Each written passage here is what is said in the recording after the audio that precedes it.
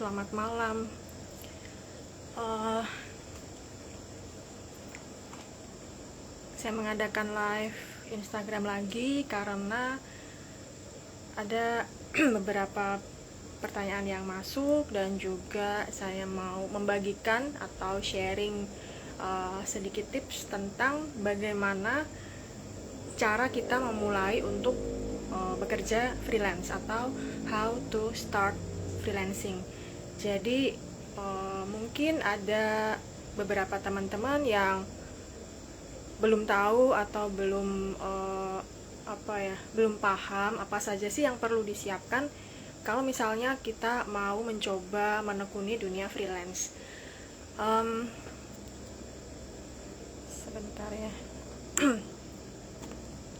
Jadi di sini nanti saya akan membagikan ada 11 tips bagaimana kita memulai freelance atau memulai freelancing. Ada 11 tips yang semoga nanti bisa bermanfaat untuk teman-teman semua. Nah, sebelum masuk ke topik, saya mau membacakan pertanyaan dari Mbak Nur Indah Sari. Mungkin belum ada di sini, nggak apa-apa, nanti bisa dilihat videonya di feed Instagram saya. Nah, pertanyaannya, Mbak Nur Indah Sari ini seorang freelance ilustrator. Nah, menurut beliau saat ini tuh kok susah untuk mendapatkan pekerjaan gitu. Ya, kalau untuk pekerjaan memang tergantung kepada market, itu satu. Lalu yang kedua tergantung skill yang kita jual, apakah memang ada dibutuhkan oleh orang dan apakah skill tersebut dihargai oleh klien, seperti itu. Nah, kalau saya melihat sih freelance ilustrator atau ilustrasi ini menurut saya pangsa atau marketnya itu banyak dan luas. Jadi mungkin yang bisa dicoba oleh Mbak Nur Indah Sari adalah jangan hanya menjual atau menawarkan skill di satu platform. Jadi bisa di beberapa platform bisa dicoba, misalnya di Upwork, kemudian bisa di LinkedIn juga. Kemudian bikin portfolio yang itu berisi hasil karya dari Mbak Nur Indah ini. Jadi begitu calon klien melihat portfolio, mereka bisa tahu, oh ini adalah orang yang saya butuhkan atau freelance yang saya butuhkan, seperti itu. Jadi kalau ilustrator kan dia hasil karyanya kan berupa desain, seperti itu ya. Kalau menurut saya seperti itu bisa mempunyai website sendiri khusus untuk portfolio, tempat menaruh hasil-hasil karya yang pernah dikerjakan. Nah, seperti itu Mbak Nur Indah Sari. Jadi bisa dicoba di beberapa platform freelance marketplace, juga bikin portfolio di satu website sendiri gitu. Jadi kita mempunyai kendali atas website tersebut. Kita bisa tambahkan hasil karya saat kita selesai mengerjakan satu job atau satu tugas tertentu, atau bahkan saat kita tidak sedang menerima job dari klien, kita pun masih bisa membuat portfolio sendiri gitu. Jadi tidak harus menunggu kita mendapatkan job atau kontrak. Itu pertanyaan dari Mbak Nur Indah. Nah, kalau teman-teman nanti mau ada pertanyaan, bisa nanti saya share link Google Form-nya nanti di link di bio, nanti bisa diisi. Dan di kesempatan selanjutnya nanti akan saya bahas atau akan saya jawab. Lalu kita masuk kembali ke topik, yaitu bagaimana cara memulai kerja freelance atau bagaimana memulai freelancing. Ada 11 tips yang sudah saya catat. Sebenarnya sudah saya tulis juga di artikel di blog di indriariatna.com. Cuma karena saat ini masih blognya itu masih saya perbaiki, ganti template, ganti tema, jadi masih agak belum proper untuk dibaca gitu. Jadi masih di draft. Nah, ini nanti saya tuliskan, saya publish, saya tayangkan, nanti saya share artikelnya juga di bio di link Instagram. Jadi teman-teman nanti bisa membaca dan juga bisa melihat rekaman dari video di IG Live ini. Nah, apa sih yang perlu kita persiapkan pertama kali? Yang penting, yang harus ada modalnya gitu ya, modal uang. Yang pertama adalah equipment atau tools atau alat untuk kita bekerja. Jadi ada banyak teman-teman freelance pemula itu yang bertanya, apakah bisa mengerjakan pekerjaan freelance dengan menggunakan HP atau smartphone? Ya, menurut saya sih susah ya. Karena apa? Karena kalau antara smartphone dengan komputer atau PC atau laptop itu kan sudah beda, softwarenya beda, kemudian penggunaannya pun beda. Jadi kalau memang kita berniat untuk memulai kerja freelance, alangkah baiknya kita ada modal untuk membeli PC atau paling tidak laptop. Mungkin yang i3 atau i5 itu kan bisa di bawah 10 juta. Jadi kalau kita mau mengerjakan project dari klien itu tidak terkendala oleh misalnya software ataupun mungkin kan tahu sendiri kalau smartphone itu susah kalau untuk mengerjakan hal-hal yang rumit, beda kalau di komputer atau di laptop seperti itu. Jadi kalau menurut saya sih wajib kita mempunyai perangkat yang bisa mensupport atau mendukung kita itu untuk mengerjakan project dengan baik, yaitu PC atau laptop. Nah, kalau mungkin saat ini punyanya smartphone seperti apa ya? Mungkin hanya bisa mengerjakan yang pekerjaan yang lokal seperti mungkin membalasi itu ya buzzer, atau mungkin kasih komen di Instagram seperti itu ada, tapi marketnya lokal. Jadi mungkin harga, rate dan pekerjaannya berbeda dengan kalau kita mengerjakan project dari klien dari luar seperti itu. Nah, yang kedua, selain equipment atau tools, kita butuh juga tahu skills apa yang nantinya kita mau jual. Jadi banyak sekali teman-teman yang ingin bekerja freelance tapi belum tahu skillnya itu apa gitu. Padahal kan yang paling tahu harusnya diri kita sendiri, kita bisa skill apa, kita pandainya itu di skill apa, itu kan yang tahu kita sendiri. Jadi sebelum memutuskan untuk bekerja freelance atau mengerjakan project freelance itu, ketahui dulu kita sudah punya skill apa, berapa, apa saja. Itu bisa di breakdown. Misalnya bisa content writing. Content writing itu masih secara general, jadi ada yang khusus untuk product writing, kemudian blog, content blog, kemudian ada lagi copywriting dan lain-lain. Itu sudah lebih ke specialized skillnya. Jadi ada baiknya kita ngelis dulu skill kita itu apa saja, yang itu nantinya bisa dijual. Nah, untuk teman-teman yang mau bertanya, bisa di kolom Q&A ya, karena kalau di komen gini nanti kalau ada yang masuk lagi itu saya harus scroll ke atas gitu. Jadi lebih baik di kolom Q&A ya kalau mau ada pertanyaan. Ya, Mbak Rindang.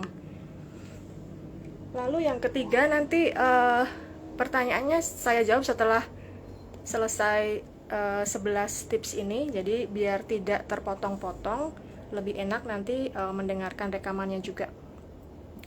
Lalu yang ketiga itu setelah kita tadi yang nomor 2 kita tahu skill kita apa, yang ketiga kita harus mau mengupgrade skill kita. Jadi misalnya kita bisa menulis konten, kita bisa menulis artikel, kita bisa upgrade lagi misalnya ke yang lebih spesialis atau specialize lagi, misalnya ke kalau kayak medical itu kan memang dokter yang bisa menulis. Cuman kalau misalnya content writer itu dia bisa lebih spesifik ke copywriter, kemudian ke kayak CV atau resume, product review dan lain-lain itu lebih spesifik. Jadi meskipun kita sudah punya skill yang kita sudah bisa jual, ada baiknya kita mau untuk mengupgrade skill. Karena apa? Karena kalau skill kita berhenti di situ saja ya, rate kita atau harga kita tidak akan naik. Klien kita pun akan istilahnya tidak bisa berkembang ke klien yang lebih tinggi lagi, seperti itu. Jadi semakin kita bisa mengupgrade skill, semakin kita bisa meng-charge atau meminta rate yang lebih tinggi. Seperti itu. Lalu yang selanjutnya, yang keempat, nah ini penting juga untuk diketahui. Jadi selain kita tahu skill kita apa, kita mau untuk upgrade skill, kita harus tahu apakah skill kita itu ada yang cari atau skill kita itu marketable atau enggak. Karena kalau kita punya skill, kita punya kemampuan atau keahlian, tapi tidak ada yang cari, tidak ada yang membutuhkan skill tersebut, tidak ada klien yang membutuhkan, ya sama saja kita tidak bisa menghasilkan pendapatan atau income. Nah, jadi ketahui skill yang dicari saat ini, yang marketable, yang memang banyak dicari. Misalnya kalau saat ini itu terutama yang berhubungan dengan digital seperti programming, AI, lalu UI UX seperti itu, kemudian SEO itu saat ini masih banyak sekali dicari. Nah, misalnya pun kita tidak ada di jalan skill tersebut, itu kita bisa memilih untuk kita mempelajari hal yang baru, atau kita tetap ada di skill kita tapi kita tetap upgrade, kita tetap polish supaya lebih bagus, supaya lebih baik lagi. Dan kita mencari memang meskipun itu marketnya sedikit, tapi kalau memang ada yang butuh, ada yang cari, itu tidak masalah. Karena apa? Karena pasti nanti ada yang akan, kalau memang sudah ini ya, kita cari di platform yang memang freelance, kemudian kita kirim proposal, cover letter, terus seperti itu, pasti akan ada saatnya kita akan mendapatkan project atau job. Sama seperti dulu saya pernah dikasih nasihat atau dikasih tahu oleh salah satu direktur atau mentor saya waktu itu, setiap orang itu pasti akan gagal. Kita berjualan apapun itu pasti akan ada orang yang menolak gitu. Nggak peduli produknya apa, entah itu produknya mungkin katakan kue, atau seperti yang kita saat ini mungkin pekerjaan kita sebagai freelancer mungkin ilustrator, mungkin seperti saya virtual assistant, itu pasti akan ada orang yang menolak. Tapi akan ada batasnya, kita ditolak itu sampai ke orang keberapa gitu istilahnya. Nah, misalnya kita membutuhkan penolakan membutuhkan penolakan 100 orang. Nah, nanti setelah 100 orang pasti kita akan menerima yes atau kita akan menerima ya. Nah, itu yang kadang tidak semua orang itu sabar untuk menemui kegagalan sampai ke 100 ini. Masih gagal di calon klien 10 sudah putus asa, sudah kalau orang Jawa bilang sudah mutung gitu ya. Padahal memang ditolak itu atau di reject atau penolakan itu sudah biasa. Jadi harusnya kita kalau semakin banyak ditolak, kita semakin tahu bahwa ini nanti akan cepat habis nih penolakannya. Jadi setelah itu pasti akan berhasil. Seperti itu. Jadi buat teman-teman jangan patah semangat. Yang penting kita harus tetap berusaha. Kita harus kalau misalnya masuk di platform di Upwork katakanlah ya, jangan hanya mengandalkan misalnya sudah kirim proposal 3 kok tidak ada reply atau tidak ada project. Itu kalau misalnya 3 proposal itu masih sangat sedikit. Karena dulu pertama kali saya mendapatkan project di Upwork itu setelah mungkin 300 proposal atau 300 cover letter. Sekitar 3 bulan saya masuk di Upwork, itu belum dapat satu project sama sekali. Baru setelah sekian ratus proposal itu kemudian baru ada yang masuk satu, itu pun yang nilainya kecil, $5, $7 seperti itu. Nah, untuk teman-teman ketahui, kerja freelance ini bukan skema untuk menjadi kaya ya. Jadi jangan sampai kita berpikiran mau menjadi freelancer biar cepat kaya, itu sama sekali salah. Hapus dari pikiran dan dari mindset. Karena apa? Karena freelance itu bukan cara cepat untuk menjadi kaya. Memang kalau misalnya kita masuk ke pekerjaan freelance, kemudian kita skillnya memang yang banyak dicari orang, memang rate-nya tinggi, bisa dihargai tinggi, misalnya $100 per jam, sekian ratus dolar per jam, seperti itu. Cuman kan memang istilahnya tidak ada yang bisa menjamin stabilitas pekerjaan seorang freelancer gitu. Jadi kalau misalnya kita ingin istilahnya menjadi kaya dalam tanda kutip dengan menjadi freelancer, ya itu nanti kita malah kayak tergesa-gesa, kemudian malah nanti ketemunya scam job terus, malah nanti dibohongi klien terus. Itu banyak kejadian seperti itu. Jadi hilangkan pikiran atau mindset ingin cepat kaya menjadi seorang freelancer. Itu adalah menjadi freelancer dan istilahnya dapat project, dapat uang, dapat income, itu adalah suatu proses, dan prosesnya itu tidak gampang. Jadi jangan jangan tergoda kalau misalnya melihat yang freelancer sebelah sana rate-nya sudah $125 per jam, yang sebelah sana dia dapat klien yang lama, yang long term gitu. Itu karena banyak sekali faktor di dalamnya. Ada faktor skill, ada faktor memang rezeki dia, ada faktor doa dan lain-lain. Jadi kita harus tetap berusaha memang, tapi jangan sampai mengeluh pada saat ada hambatan atau tantangan. Jadi jalani prosesnya, nanti kalau sudah sampai di mentok di penolakan terakhir, pasti nanti ada project atau ada klien yang kasih yes gitu. Nah, yang kelima, selain tadi yang skill yang marketable atau skill yang bisa dijual, kita butuh juga branding atau kita itu memperlihatkan kepada orang lain, terutama kepada calon klien, bahwa kita ini bisa skill A ini loh. Misalnya saya brandingnya banyak di blog, di Facebook, di Instagram, YouTube, seperti itu. Itu memang bukan untuk menarik klien, karena pangsa pasar saya yang ada di sini adalah teman-teman freelance pemula. Nah, jadi kalau teman-teman misalnya mau menarik perhatian calon klien, usahakan menarik perhatian di mana klien tersebut berada. Misalnya di LinkedIn, seperti itu.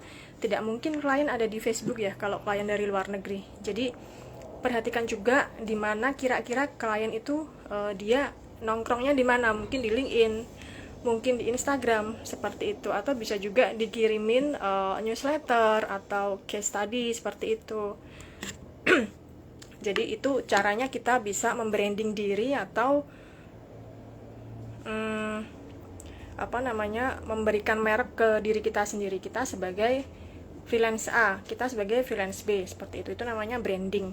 Nah, dan branding ini tidak bisa kita bangun dalam waktu sehari 2 hari, karena kita butuh waktu untuk membangun branding, untuk membuat orang atau calon klien percaya. Itu membuat orang percaya kita butuh waktu, bukan hanya yang sehari 2 hari. Jadi usahakan konsisten dalam branding, dalam update status atau memberikan komentar.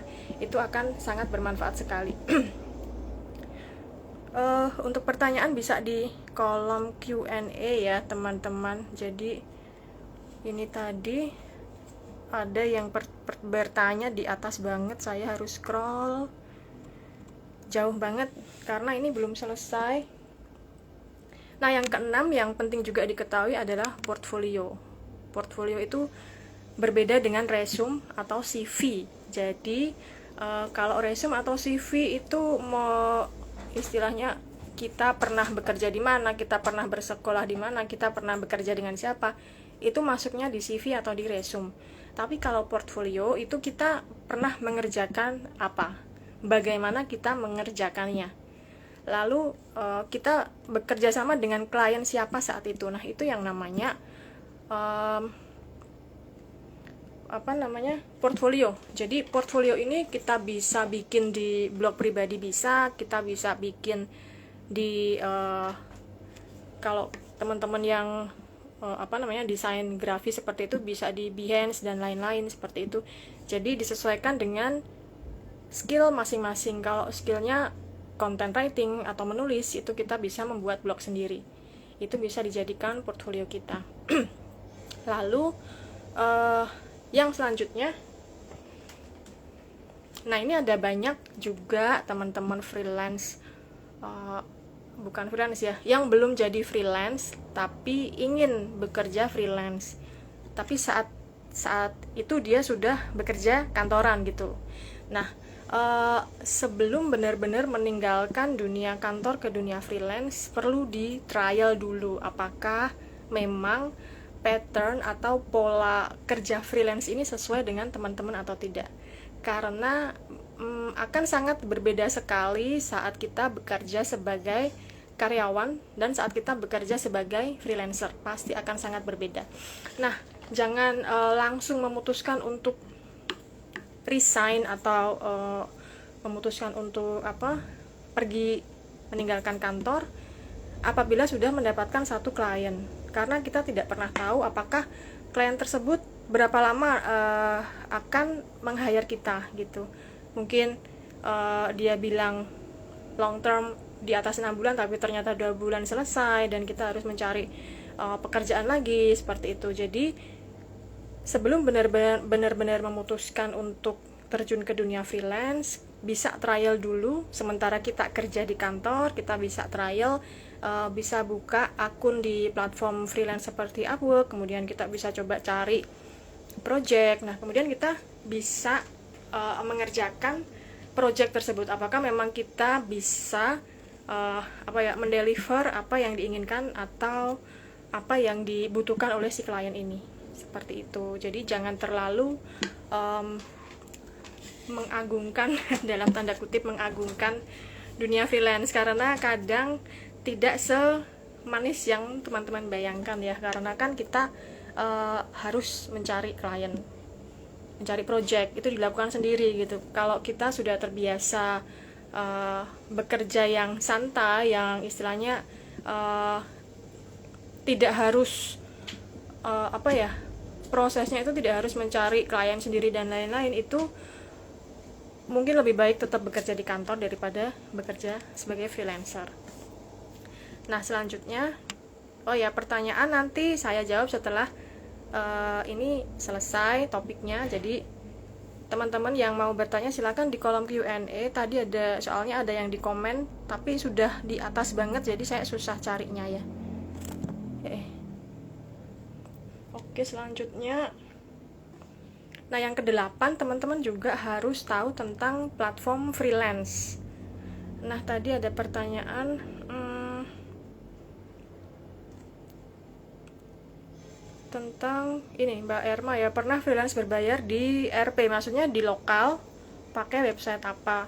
Oh, dulu saya pernah gabung di project.co.id, kemudian Sribulancer, tapi yang pernah benar-benar dapat project itu di project.co.id, meskipun hasilnya kecil ya, saat itu menulis 5 artikel atau berapa gitu, saya lupa, sudah lama banget.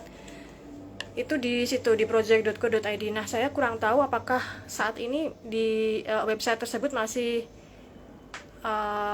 masih ada atau tidak, soalnya sudah jarang banget saya masuk ke sana lagi.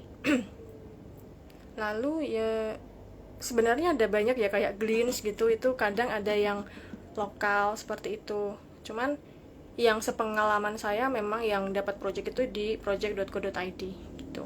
Cuman ya itu rate-nya atau harganya sangat memprihatinkan. Nah, freelance platform ini Ada yang lokal, ada yang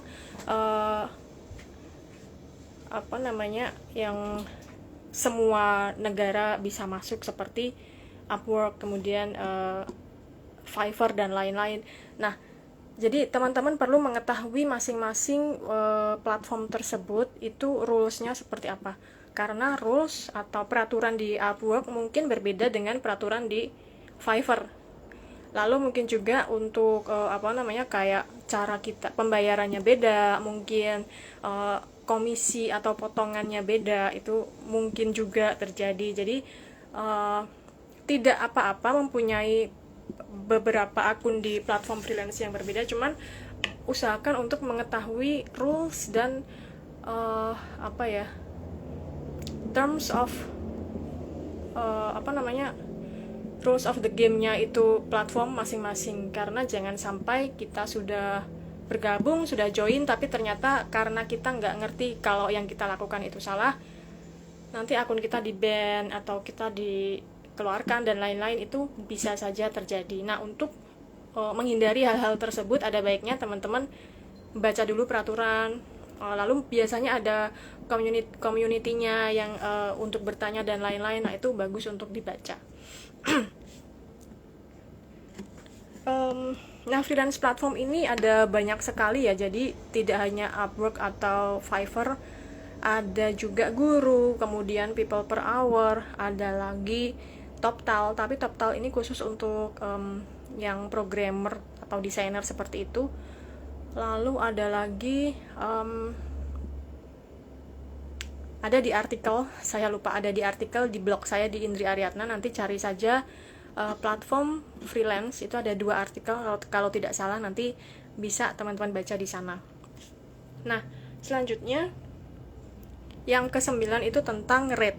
Nah, perbedaan yang mendasar antara kalau kita bekerja kantoran dengan bekerja sebagai freelancer adalah saat kita bekerja sebagai karyawan, kita tidak harus setiap saat itu menginformasikan rate kita gitu, karena sebagai karyawan kan kita sudah pasti UMR atau gajinya berapa per bulan itu sudah pasti. Nah, sebagai freelancer, rate kita itu bisa berbeda antara klien yang satu dengan klien yang lain gitu. Jadi mungkin di klien A kita kasih $5 per jam katakanlah ya, karena dia klien pertama kita gitu. Tapi yang klien B kita kasih $10 per jam karena pekerjaan yang mungkin lebih sedikit rumit atau sedikit sulit seperti itu. Nah, itu kita bebas untuk menentukan rate kepada klien. Nah, cara menentukan rate sendiri ada hitungannya. Ada di online course kalau nggak salah ya, ada satu topik tertentu itu. Jadi dihitung berdasarkan setahun 365 hari itu, kemudian ada berapa hari libur itu dikurangi, jadi nanti ada efektif hari kerja kita berapa, kemudian kita per hari mau kerja berapa jam, perkiraan mungkin 6 jam atau 8 jam, nah itu bisa dihitung. Kemudian kita mau istilahnya pengeluaran kita dihitung semua, kemudian nanti ketahuan rate kita itu berapa, itu bisa dihitung. Tapi ada baiknya juga teman-teman mau riset sendiri, riset kecil-kecilan gitu ya, rata-rata rate freelance di bidang yang sama dengan teman-teman itu kira-kira berapa, karena mungkin ada perbedaan antara rate yang sudah pengalaman mungkin 10 tahun dengan yang baru 1 tahun, itu mungkin rate-nya akan berbeda seperti itu. Jadi usahakan untuk tidak memberikan rate yang terlalu rendah atau terlalu tinggi gitu. Sesuaikan dengan expertise atau pengalaman teman-teman di bidang tersebut. Dan juga pastinya kalau rating atau feedback yang didapat dari klien sebelumnya itu bagus, pasti itu nanti akan bisa membuat kita pede untuk menaikkan rate untuk klien selanjutnya seperti itu. Lalu proposal, yang ke-10 proposal. Nah, proposal ini penting saat kita bergabung di platform freelance. Jadi kita tidak bisa menerima kontrak atau menerima project tanpa kita mengirim proposal, karena sistemnya itu kan kayak lelang. Jadi si klien itu dia ada job posting, kemudian freelance yang bisa atau skillnya memang dicari itu, mereka seberapapun banyaknya mereka itu bisa mengirimkan proposal atau cover letter atau penawaran, istilahnya seperti itu. Nah, nanti dari si klien ini kemudian mensortir, baru kemudian dipilih satu dari misalnya 50 freelance yang mengirimkan proposal, atau mungkin lebih juga ada mungkin. Jadi ada baiknya kita berlatih menulis proposal yang baik, terutama kalau di platform atau untuk klien luar. Jadi jangan sampai kita menggunakan Google Translate nggak masalah, cuman mungkin lebih bisa bisa diperhalus. Kalau biasanya pakai Grammarly dan lain-lain itu bisa. Itu juga untuk sapaan. Kalau biasanya kan orang luar itu namanya disapa namanya itu sudah oke, daripada kalau kita pakai bahasa Inggris seperti di SMP atau SMA itu terlalu kaku dan formal sekali seperti. Jadi ada banyak sekali hal-hal tentang proposal yang teman-teman itu perlu ketahui. Jadi jangan yang terlalu bertele-tele sampai panjang sekali. Itu saya pernah dikasih ada yang tanya tentang proposal, jadi proposalnya dia itu panjang banget, ada beberapa paragraf saya lupa, tapi panjang banget, dan itu ya saya sendiri malas bacanya, apalagi klien gitu. Jadi kita kalau di posisi klien mungkin dia maunya lebih yang singkat, padat, jelas, lebih ke pembuktian. Saya bisa mengerjakan proyekmu karena ini. Nah, itu seperti itu. Jadi perlu mengetahui hal-hal seperti itu. Kalau secara generalnya sih proposal tidak ada yang benar atau salah. Tapi kita posisikan diri kita sebagai klien. Kira-kira kalau kita klien membaca proposal seperti ini, tertarik apa enggak? Capek apa enggak gitu. Jadi jangan sampai kita menulis banyak kata-kata di proposal tapi tidak ada maknanya atau artinya yang penting, seperti itu. Kemudian yang ke 11 nih, yang terakhir ya. Jadi pertanyaan sebentar ya setelah ini ya. Yang terakhir itu ada banyak sekali freelancer yang menjanjikan hal-hal yang terlalu over promise, mungkin ya bisa dibilang seperti itu. Jadi misalnya si klien dia punya tenggat waktu misalnya seminggu, dia bilang 3 hari selesai mungkin, kemudian contohnya seperti itu ya. Nah, daripada kita over promise seperti itu tapi di terakhirnya kita gagal, kita tidak bisa memenuhi janji tersebut, lebih baik kita over deliver. Jadi misalnya si klien ada deadline seminggu, ya sudah kita okein seminggu kita bisa, tapi ternyata kita bisa menyelesaikan di 3 hari atau 4 hari saja. Nah, itu akan lebih bagus daripada kita janji di depan tapi molor belakangan. Nah, jangan seperti itu, karena ada banyak yang freelancer yang seperti ini, yang over promise hanya untuk mendapatkan project atau klien. Nah, tapi pastinya si klien juga nggak akan suka ya kalau ternyata kita janji tapi molor, tidak seperti yang dijanjikan, seperti itu. Jadi daripada kita over promise, mending kita over deliver, seperti itu. Pertanyaan dari Kak Leci Kak Leci ya. Unique selling point yang paling dicari klien saat ini seperti apa? Karena ada banyak sekali klien dengan banyak sekali job, saya nggak bisa mengatakan apa unique selling point yang paling dicari. Kalau misalnya skill, kalau kita bicara skill yang paling banyak dicari saat ini yang berhubungan dengan digital, itu masuk akal. Karena apa? Karena memang untuk yang seperti programmer, kemudian yang berhubungan dengan machine learning, AI, dan lain-lain, itu masih banyak dibutuhkan. Tapi kalau unique selling point-nya seperti apa, itu terlalu luas ya, karena banyak sekali skill dan banyak sekali job yang kita nggak ngerti keinginan si klien itu sebenarnya apa, seperti itu. Lalu, nah ini sudah sampai di terakhir tadi ya, di nomor 11 yang over deliver. Kalau teman-teman mau bertanya silahkan. Sebentar, saya cari di kolom komentar, tadi ada yang tanya. Oh ya, ini dari Kak Rindang. Saya sudah daftar di Upwork sebulan, sudah mau habis connect tapi belum ada satupun yang nyantol. Sempat 3 kali di message tapi nggak ada kelanjutannya. Ya seperti yang tadi saya sampaikan ya Kak Rindang, kalau kita kirim misalnya 10 proposal, 30 proposal sebulan, itu masih sangat kurang sekali. Jadi kalau hanya mengandalkan connect gratis yang dari Upwork itu kan cuma 10 connect ya. Jadi kalau kita mau mengirimkan proposal, paling sebulan hanya bisa mengirimkan 3 atau 4 proposal. Nah, sebulan 3 atau 4 itu masih sangat amat kurang sekali. Karena berdasarkan pengalaman dulu saya, sebulan itu dulu dari Upwork dapat 60 connect gratis. Itu saya gunakan semua pun juga masih belum dapat gitu.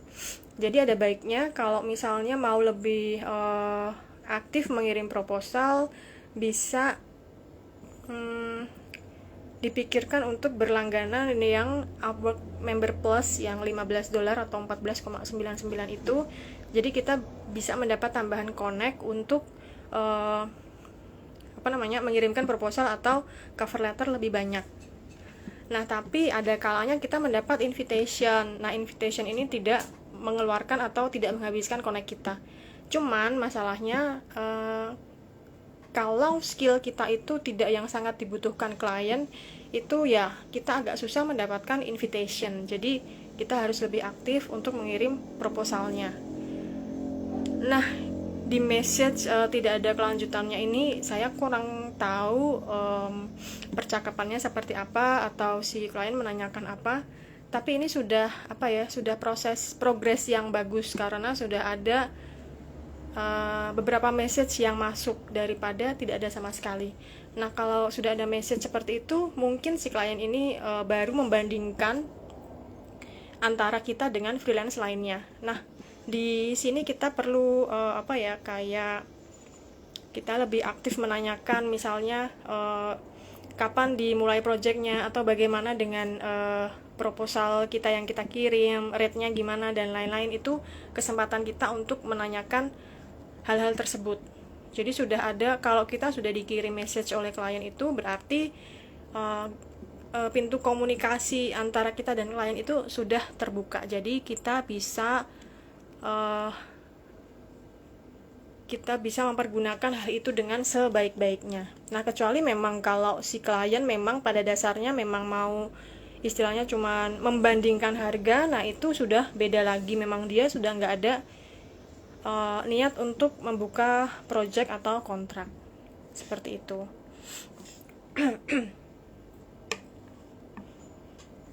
Lalu ada pertanyaan lagi dari Kak Leci, kalau kita mau jemput bola klien di LinkedIn dan Instagram gitu bisa ya?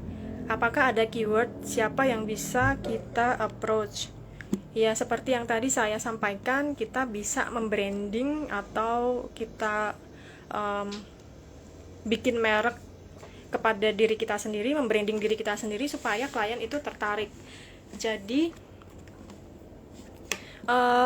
ada banyak peluang kita bisa mendapatkan job itu dari LinkedIn dan Instagram, tergantung memang si klien ini kira-kira dia lebih banyak di mana. Kalau si klien ini biasanya kayak coach, kemudian dia berhubungan dengan bisnis, itu pasti dia lebih banyak ke LinkedIn. Jadi kita bisa connect dulu, kita bisa bikin network dulu dengan dia, kemudian kita bisa say hi atau kita bisa berkomunikasi setelah kita mengirim kita mengirim pertemanan, itu bisa kita lakukan. Jadi jangan menawarkan apa yang kita jual di depan, bangun dulu kedekatan dulu dengan si calon klien. Nah, gimana caranya tergantung dari skill yang kita jual. Jadi keywordnya apa, misalnya kalau saya di LinkedIn itu cari hashtag pakai virtual assistant atau SEO atau link building spesialis. Nah itu pasti akan keluar semua itu dalam artian ada yang dari Indonesia, ada yang dari luar. Nah itu kita bisa filter. Jadi teman-teman bisa coba, nanti Mbak Kak Leci bisa coba di LinkedIn pakai hashtag atau kata kunci yang sesuai dengan skill yang dijual, misalnya content writing atau sosial media, seperti itu pasti nanti akan keluar. Dan kita juga bisa berlangganan dikirim locker dari LinkedIn. Jadi setiap ada locker yang dibuka berdasarkan kata kunci atau apa yang kita cari, nanti bisa masuk ke email kita gitu. Dan sudah ada beberapa kali sih saya dari LinkedIn itu ada yang wawancara atau interview, cuman memang karena belum cocok jadi tidak lanjut, seperti itu. Maafkan. Jadi bisa dicoba di LinkedIn. Nah kalau di Instagram itu kita memang harus feed kita memang harus bagus ya kalau kita mau menarik klien itu lewat Instagram. Dan kliennya pun disesuaikan juga. Kalau kliennya itu luar ya, Instagram kita harus pakai bahasa Inggris, jangan pakai bahasa Indonesia, mereka nggak paham. Lalu ada pertanyaan lagi dari Kak Priska. Di Upwork kalau project sudah selesai, apakah perlu minta klien untuk end kontrak supaya bisa minta feedback? Ya, kalau sudah selesai kita bisa tanyakan ke klien apakah project ini akan berlanjut atau tidak. Jadi kadang ada klien yang projectnya selesai itu dia nggak end karena masih menunggu informasi dari si klien ini gitu. Jadi daripada dia buka kontrak lagi, lebih baik dia meneruskan kontrak yang ada. Nah kalau memang benar-benar sudah selesai, memang ada baiknya kita meminta klien untuk menutup kontrak. Karena apa? Karena kalau terlalu lama ada kontrak yang open tapi kita tidak ada income dari sana nanti akan berpengaruh ke JSS biasanya. Karena ada kontrak tapi kok tidak ada uang yang masuk atau fee yang masuk, seperti itu. Nah, feedback memang penting, jadi usahakan kita mengerjakan project itu dengan baik supaya klien juga memberikan rating dan feedback yang baik kepada kita. Jangan sampai kita dapat rating 4 ke bawah, kalau bisa 5 gitu, 5 star, kemudian feedbacknya bagus, itu akan sangat berpengaruh sekali untuk kita membangun reputasi di Upwork, seperti itu. Ada lagi pertanyaan?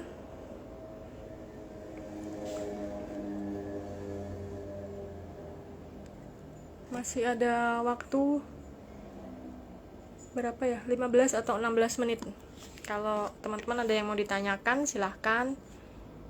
Bisa di kolom Q&A, jadi saya tidak harus scroll-scroll. Nanti saya bacakan.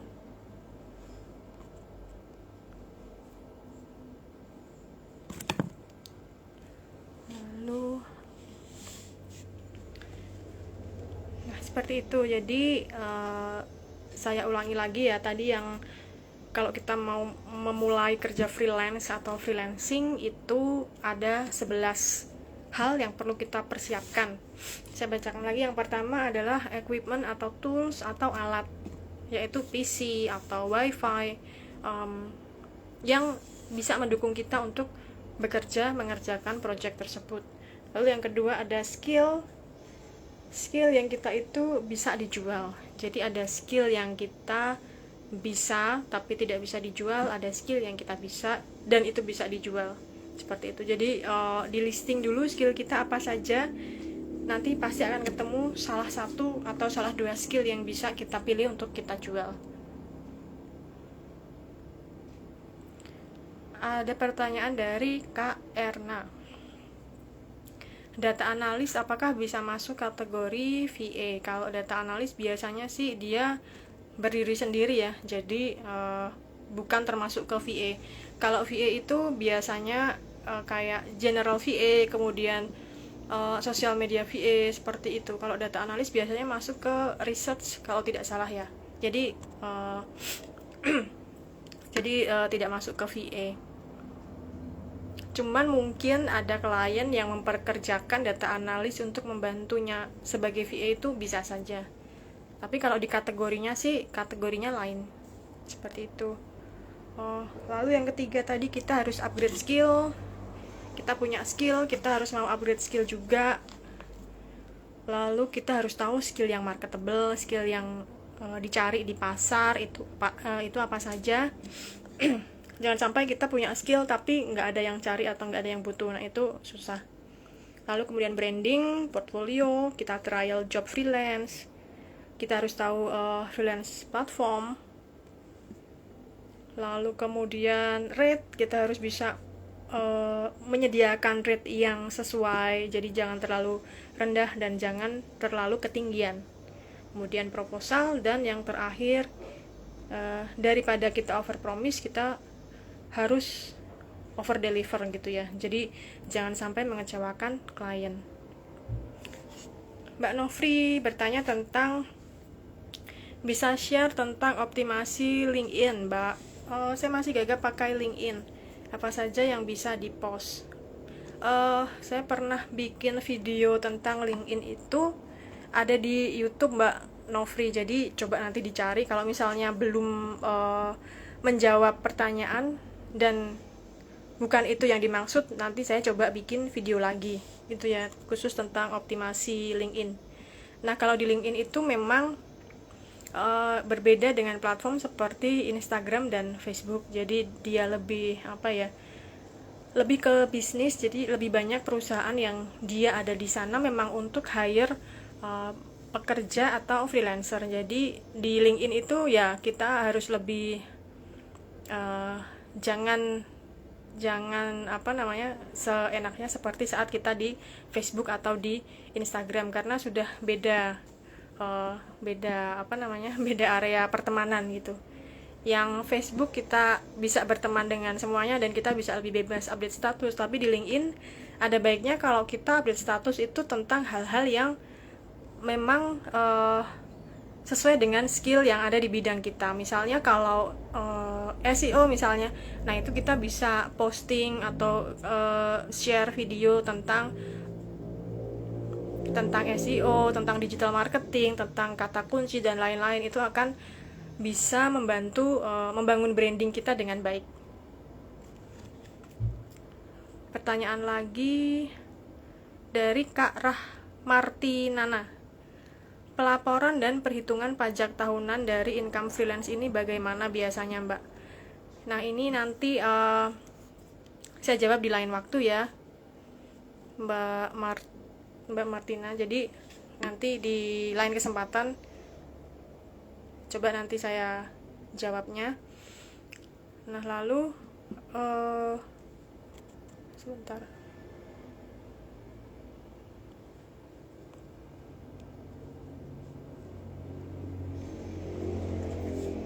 Iya, kalau pajak itu memang kita harus hitung sendiri, karena fee kita sebagai freelancer itu tidak termasuk, istilahnya kita harus potong sendiri untuk asuransi, untuk pajak dan lain-lain itu dari fee kita. Jadi memang jangan memberi rate yang terlalu rendah, karena nanti kita sendiri yang akan rugi. Rugi untuk ini ya, kita keluar uang untuk macam-macam, tapi yang untuk kita sendiri ternyata lebih kecil. Halo Mbak Andin, apa kabar? Baru ketemu ini di sini. Kemudian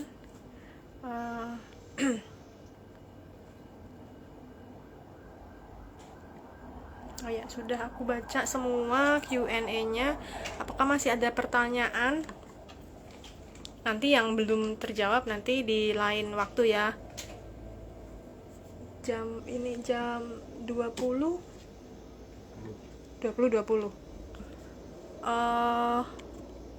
Nah, ini Mbak Andin juga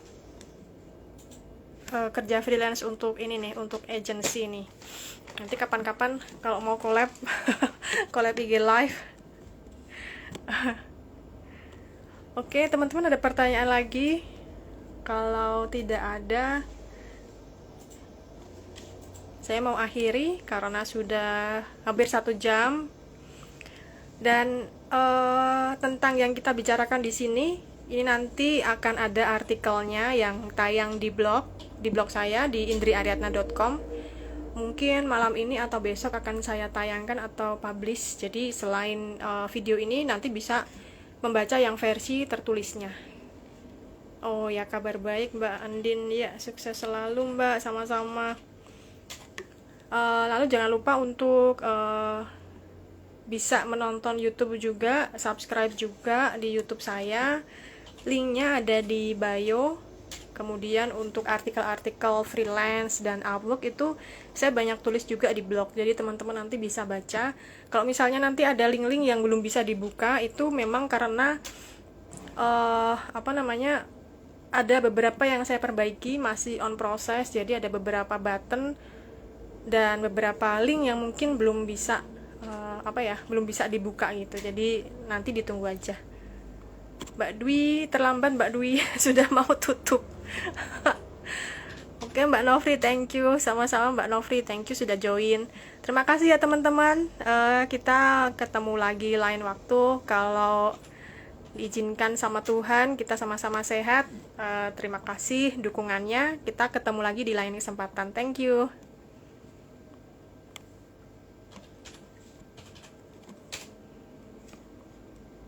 Ya, sama-sama Mbak. Telat ya Mbak Dwi.